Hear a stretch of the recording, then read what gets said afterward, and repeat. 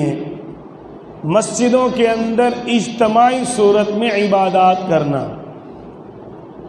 میں نے پہلے بھی عرض کی ہے کہ نفلی عبادت، مسنون عبادات کا اجر مسجد کے باہر زیادہ ہے۔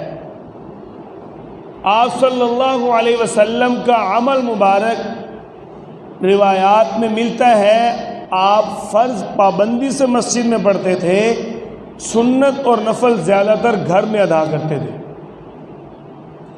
تو ہم مسجد کے اندر آ کر مسجد کی انتظامیہ پر بوجھ بن جاتے ہیں۔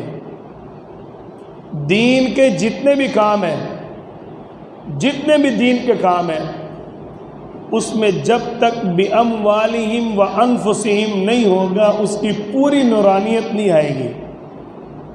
جان بھی اپنی لگاؤ، مال بھی اپنا لگاؤ، جو نتیجہ تب نکلے گا وہ نتیجہ کسی دوسرے کے اوپر بوجھ بن کے یا دوسرے سے مال لے کے کام کرنے سے نہیں نکلے گا۔ یہ آپ آزما کر دیکھ لیں۔ چھوٹے عمل میں بڑی نورانیت آ جاتی ہے جب بندہ اپنی مدد آپ کے تحت دین کا کام کرتا ہے۔ تو اپنے گھر میں عبادت کریں، آپ صلی اللہ علیہ وسلم کا حکم ہے، اگر کوئی مسجد کو تالا لگا دے تو ایک بندے نے عبادت کرنی ہو، مسجد کی انتظامیہ کی خیر نہیں ہے۔ اس رات کو بھی تالا لگا دیا، کیسا یار، اس کو خدا کا خوف ہی نہیں ہے۔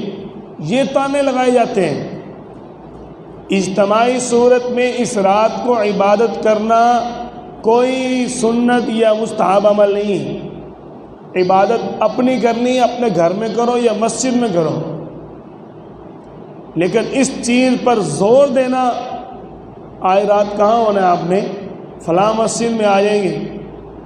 اب سحری کے بارے میں جو 15 شعبان کا روزہ رکھا جاتا ہے، کئی مساجد اور کئی جگہ پر اجتماعات شروع ہو گئے ہیں، اجتماعی سحری ہو رہی ہے، رات کو سارے پروگرام چلتے ہیں اور صبح کو جو ہے وہ اجتماعی سحری شروع ہو گئی۔ یہ بھی کوئی شریعت کا حصہ نہیں ہے۔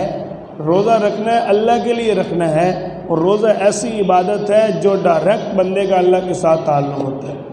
کسی کو کیا پتہ اس نے کچھ کھایا کہ نہیں۔ روزہ اللہ کے لیے رکھنا ہے، آپ خود اپنی سحری کریں اور رکھیں۔ اس دن